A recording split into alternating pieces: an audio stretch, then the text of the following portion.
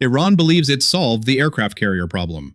On January 26th, footage surfaced from the Revolutionary Guard showing a mock-up of the USS Abraham Lincoln being swarmed by drones. The message wasn't subtle. They can see American carriers. They can reach them. And when the time comes, they'll overwhelm them with sheer numbers before a single jet ever leaves the deck. On paper, the math looks convincing. A Shahed 136 drone costs roughly $30,000. A U.S. Navy interceptor missile can cost over $2 million. If you launch enough cheap drones, eventually the defender runs out of expensive missiles. That's the doctrine. Saturate, deplete, strike. And for years, that math has haunted naval planners. But there's one detail Iran didn't account for. Because the first wave wasn't designed to win. It was designed to measure. At 0600 local time, 12 drones lift off from a coastal site near Bandar Abbas. They climb, level out, and turn south toward the Strait of Hormuz. Their target, a carrier strike group centered on the USS Abraham Lincoln. These are Shahed 136 one-way attack drones. Ukrainians nicknamed them mopeds because of the sound, a high-pitched two-stroke whine that echoes for miles. Once launched, they don't think, they don't adapt. They follow pre-programmed GPS coordinates until they hit something or run out of fuel. No radar, no evasive capability, no live pilot correcting course. Just a flying lawn dart with a guidance chip. At 25,000 feet above the Gulf, an E-2D Hawkeye is already watching. Before those drones finish climbing, they're detected. The AN's APY-9 radar aboard the Hawkeye can track objects the size of a dinner plate at staggering distances. 12 drones flying straight and level over open water aren't stealthy. They're obvious. Within seconds, every destroyer in the strike group sees the same targeting picture. That's cooperative engagement capability in action. One sensor becomes everyone's sensor. 41 minutes to impact. The Admiral gives an order that surprises half the watch team. Conventional weapons only. He could end this engagement in seconds using something far more advanced. Instead, he lets it play out. Because an Iranian Mohajer 6 surveillance drone is orbiting to the east, transmitting everything back to a command post near Bandar Abbas, and the Admiral wants them to watch. At 20 kilometers, a destroyer's 5-inch gun opens up. Proximity-fused rounds detonate near the incoming drones, shredding composite frames that were built to survive rain, not war. 3 bursts, 3 drones, gone. At 15 kilometers, the Phalanx CIUS spins to life, a mechanical growl every sailor recognizes. Tungsten rounds pour into the sky. 4 more drones disintegrate. At 10 kilometers, 5 RIM-116 rolling airframe missiles launch in rapid succession. 5 clean hits. 94 seconds after the first shot, all 12 drones are down. Final cost? Roughly $2.5 million to stop $360,000 worth of drones. $7 of defense for every dollar of attack. And the Iranian surveillance drone captured every second. That was intentional. Because what happens next only works if your opponent thinks they understand you. At 0650, 3 coastal launch sites activate at once. 76 drones lift off in staggered waves. Behind them, 20 more hug the coastline at wave-top altitude, barely skimming above the water. This is the real test. An Arleigh Burke-class destroyer carries 96 vertical launch cells, but not all of them hold air defense missiles. Some are reserved for ballistic threats, others for long-range strike weapons. In reality, maybe 60 interceptors are available for air defense, at over $2 million each. Do the math. 76 drones in the first wave, 20 reserves behind them. That's nearly 100 targets. Iran's doctrine is simple. Empty the tubes. Once the magazine is dry, the next wave walks in unopposed. You can't reload at sea. And that's when the Admiral gives a second order. Weapons free. If you looked at the destroyer's forward deck, you'd see a flat panel array mounted between the bridge and the launch cells. No rotating dish, no barrel. Just a slab of metal that looks like a communications upgrade. Iranian intelligence had cataloged it as exactly that. Non-threatening. They were wrong. At 0735, the northeastern formation of 41 drones crosses into engagement range. And then something happens that nobody on the Iranian side understands. 37 drone feeds go dark simultaneously.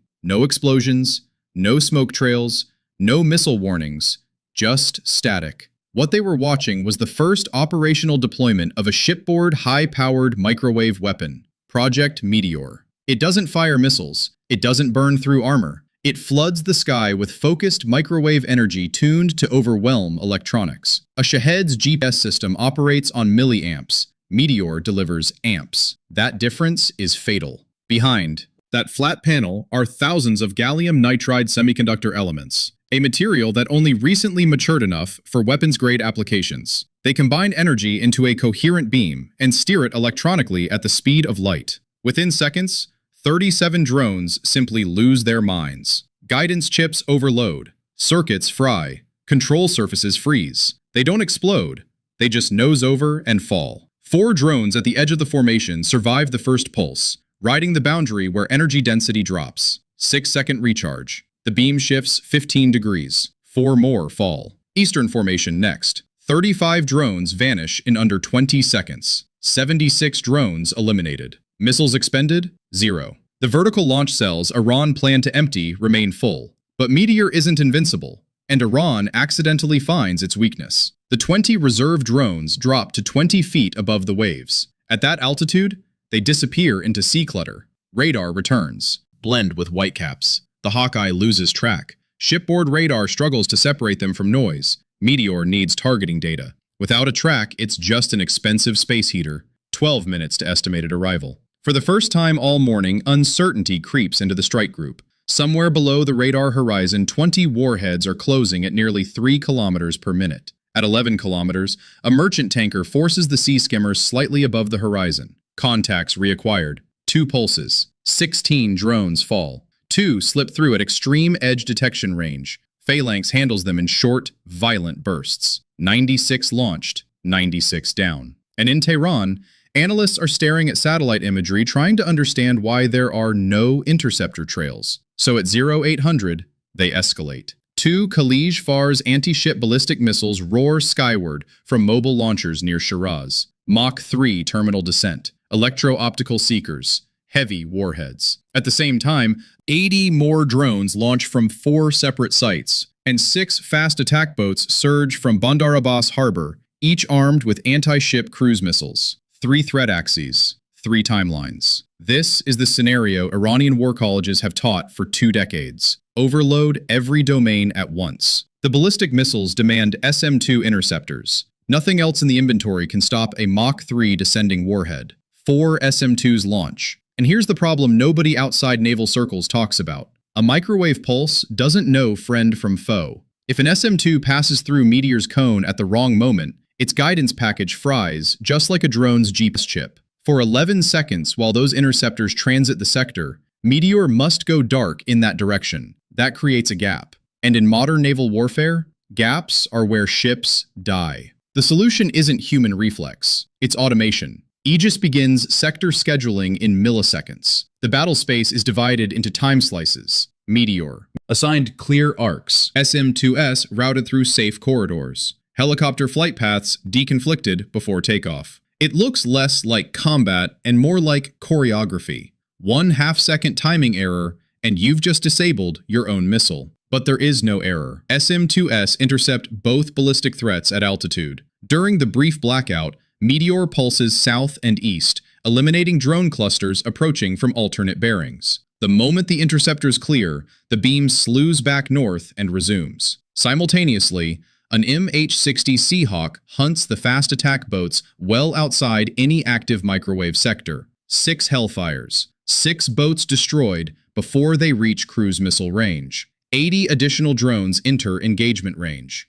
4 pulses. 24 seconds. 80 more contacts, gone. Iranian electronic warfare stations attempt jamming. It doesn't matter. Meteor transmits energy. You can't jam physics. But after nearly 7 minutes of sustained pulsing in Gulf heat, something else becomes critical. Thermal limits. Seawater cooling exchangers reach ceiling capacity. Meteor needs 90 seconds offline to prevent internal damage. 7 surviving drones remain airborne. 90 seconds equals nearly 5 kilometers of closure. For a brief window, the old math returns. Phalanx eliminates 3. RAM intercepts 2. Meteor comes back online just in time to drop the final pair at 9 kilometers. By the end of the engagement, roughly 300 drones, 2 ballistic missiles, and 6 attack boats have been neutralized. Conventional expenditure? 4 SM-2s, 6 Hellfires. Everything else was handled by a weapon powered by the same generators that run the ship's air conditioning. But the real damage wasn't in the sky. While Meteor was swatting drones, the Hawkeye was watching something else entirely.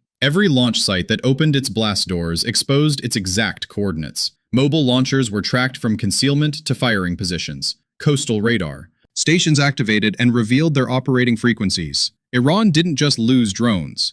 They revealed their entire coastal launch network to a strike group that still has full magazines and a reason to use them. They tried to bankrupt the defense. Instead, they mapped their own vulnerability. For years, the carrier was described as obsolete, too expensive, too vulnerable to swarms. But the equation changed. When your ammunition is diesel fuel instead of missiles, the math stops working the way it used to. And that may be the part that matters most. Because the next war in the Gulf won't be decided by who has more drones. It will be decided by who understands the physics first.